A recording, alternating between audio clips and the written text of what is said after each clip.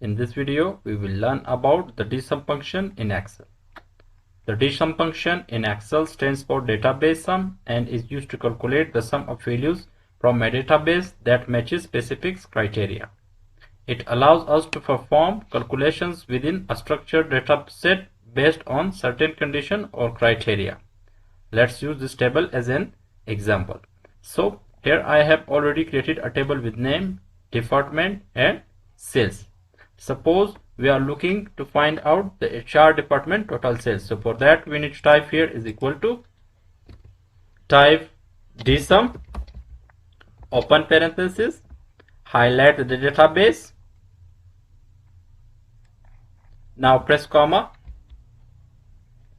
press space. Now we need the field. So in our case the field is sales. Type double quotes, type sales, double quotes, press comma. Now it needs criteria. So in our case HR department is our criteria. Highlight the department HR and close parenthesis, press enter. So you can see that we have found the HR department total sales using the DSUM function in Excel.